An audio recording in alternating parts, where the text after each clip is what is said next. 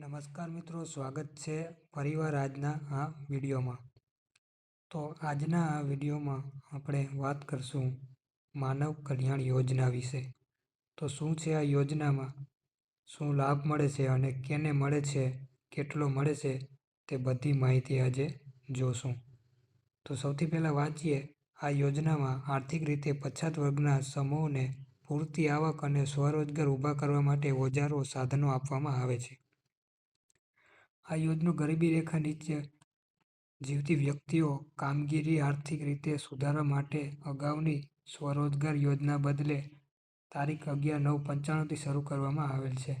આમાં શું શું મળે છે તેના વિશે જાણી લઈએ. તો તમે જોઈ શકો છો અહીંયા બ્યુટી પાર્લર, દૂધ દહીં વેચાણ, પાપડ બનાવટ વગેરે જેવા 10 ટ્રેડના નાના પ્રકારના વેપાર ધંધા કરવા, સમાજના નબળા વર્ગ અને જે લોકો કુટુંબની વાર્ષિક આવક ગ્રામ્ય વિસ્તાર અને શહેરી વિસ્તાર માટે રૂપિયા 6 લાખ સુધીની હોય તેવી લોકોને આર્થિક આવકમાં વધારો કરવા માટે વ્યવસાય માટે જરૂરી સાધન, ઓજાર, સહાય આપવામાં આવે છે. તો આ ફોર્મ માટે તમારે કઈ વેબસાઇટ ઉપર અરજી કરવી તે પણ અહીંયા તમને આપેલું છે. તો હવે મિત્રો, તમારે આ યોજનાનો લાભ મેળવવા માટે તમારી ઉંમર કેટલી હોવી જોઈએ? તો અહીંયા દર્શાવેલ છે 18થી 60 વર્ષની અંદર હોવી જોઈએ. અને તમારી આવક મર્યાદા છે એ પણ છે, જેમ કે અનુસૂચિત જાતિ પૈકી અતિ પછાત વર્ગના 12 જાતિઓ માટે તેમજ સામાજિક અને શૈક્ષણિક પછાત વર્ગ પૈકી અતિ પછાત તેમજ વિચિત અને વિમુક્ત જાતિઓ માટે કોઈ આવક મર્યાદા લાગુ પડશે નહીં. તેમજ આ જાતિ ધરાવતા અરજદારોએ માત્ર જાતિનું પ્રમાણપત્ર અપલોડ કરવાનું રહેશે અને તેઓએ આવકનો દાખલો રજૂ કરવાનો રહેશે નહીં.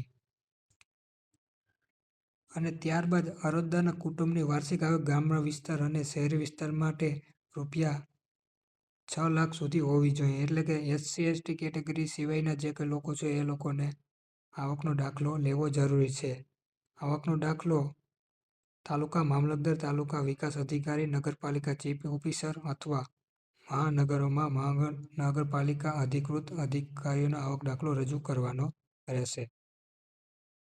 તો હવે મિત્રો, આ યોજના હેઠળ તમને કઈ કઈ સાધન સામગ્રી મળે છે તેના વિશે વાત કરીએ. તો ટોટલ 10 પ્રકારની સાધન સામગ્રી છે, જેમાં અહીંયા તમે વાંચી શકો છો. પહેલું છે દૂધ દહીં વેચાણ માટે, બીજું છે ભરતકામ માટે, ત્રીજું છે બ્યુટી પાર્લર માટે, ચોથું છે પાપડ બનાવટ માટે, પાંચમું છે વાહન સર્વિસિંગ અને રિપેરિંગ માટે, ત્યાર પછી છે પ્લમ્બર માટે, સેન્ટિંગ કામ માટે, ઇલેક્ટ્રિક માટે અને અથાણા બનાવટ માટે, અને છેલ્લે પંચર કીટ. આ રીતના 10 આવા યોજનાઓ છે જેમાં તમે એપ્લાય કરી શકો છો. તો હવે મિત્રો, વાત કરી લઈએ આપણી કે આ યોજના માટે તમારે જરૂરી ડોક્યુમેન્ટ શું જોશે. તો મેં ડોક્યુમેન્ટનું લિસ્ટ બનાવી રાખ્યું છે, જેમાં આધાર કાર્ડ, રેશન કાર્ડ, ઈ-શ્રમ કાર્ડ અને ઉંમરનો પુરાવો એટલે કે તમારો LC અથવા તો બર્થ સર્ટિફિકેટ, ત્યારબાદ આવકનો દાખલો. SC/ST કેટેગરી માટે આવકનો દાખલાની જરૂર નથી, બાકીના માટે આવકનો દાખલો જરૂરી છે. ત્યારબાદ જાતિનો દાખલો, સ્વઘોષણા અને પ્રમાણપત્ર.